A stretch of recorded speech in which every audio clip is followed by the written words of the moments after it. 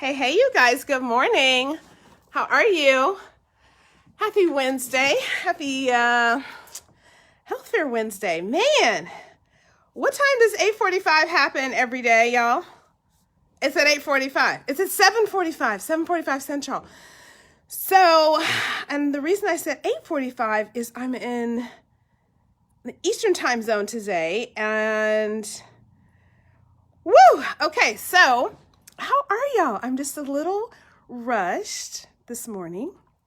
Just having a nice, relaxing morning, which I actually hadn't earned because I got work to do.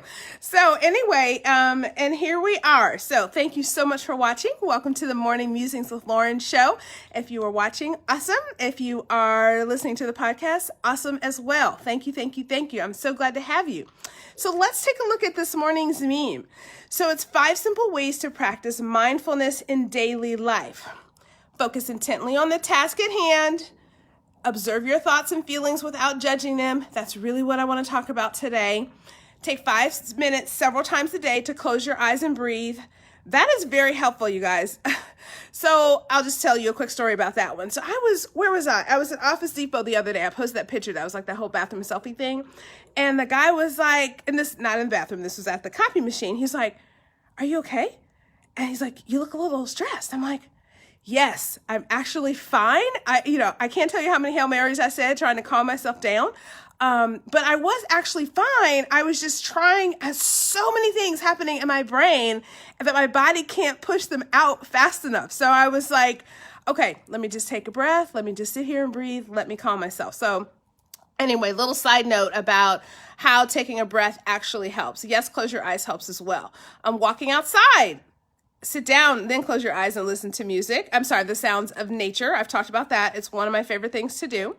And then notice when your mind is in the past or future and gently return it to the present. So all things to help with mindfulness. But let's go back to this number 2, observe your thoughts and feelings without judging them. So this really is a topic I should talk about on Thursday when we do the deeper dive habit of health. Excuse me, but it's been on my heart to talk about this for a couple of days, so we're going to do it today. And since I make the rules, I'm going to change the rules. But this doesn't mean I'm not going to do a deeper dive on Thursday. It just means that today we may go a little bit long. Excuse me. So, what is that? That's the iron beeping, I guess, because I plugged it in and I didn't use it. Hold on. Okay, let's just unplug it so we don't have that again. All right, sorry about that. Okay, so anyway, so the deal with this meme that I want to talk about, the second point, the observe your thoughts and feelings without judging them. A lot of people talk about, and me included, being emotional eaters. And we are, because we're emotional beings. So here's the strategy. So you may want to write this down or come back later or replay it or, back it up or whatever. But so there's a strategy about this that should help you get a better handle on managing your emotions and not turning to food. So here's the deal. I learned this recently. So let's say the first thing there is a circumstance. Something happens, right? Maybe somebody cuts you off in traffic. Maybe you have a bad day at work. Then you have an emotional reaction to that, right? You're just like, or you're like, whatever your reaction is, right? So that circumstance creates a thought in your mind, and then you feel a certain way about it, and then you react to that, and you have an action. So usually that action for the emotional eater is to go from circumstance, real quick to thought, real quick to feeling, and then to action, which is eating.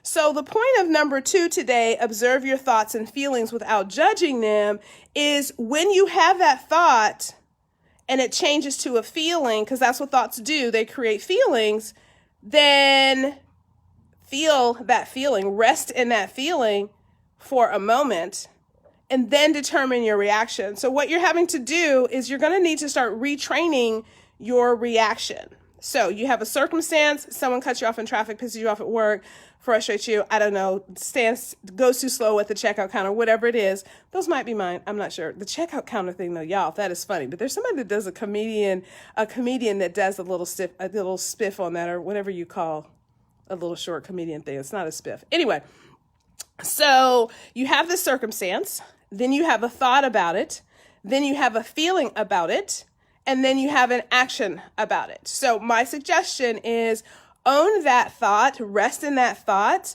and then think of a better outcome, a better action for yourself that is not food related. You can actually start training yourself to think in a different way. Let's say, for example, it's a location. So let's say your habit is location induced. You're driving home, you're passing whatever fast food restaurant, whatever sit down restaurant, someplace, maybe it's a convenience store. You're passing that. And so if you've had a bad day at work, your thought is, oh, I'm so frustrated. And I feel, your thought is, okay, I didn't like that. Then your feeling is, I'm really frustrated. And then your action is, okay, I'm going to stop and pick up whatever it is you're going to pick up.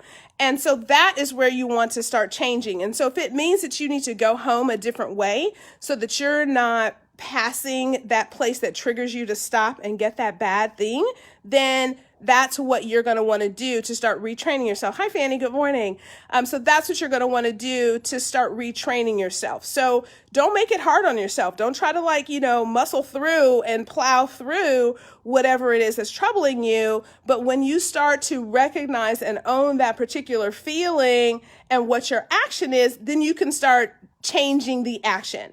And again, if it's something that's along your path and you can go home a different way, go to work a different way, go home from church, or whatever it is, wherever that trigger is, what can you start to do to not go that way so that you don't have that same action, the action that you're trying to change? Make it easy on yourself. Okay.